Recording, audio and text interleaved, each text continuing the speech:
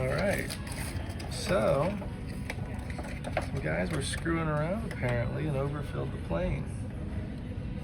So then everybody has to get off the plane and wait for them to clean it up. Fire department's here. I think this is why Allegiant's number 10 in the country out of 10.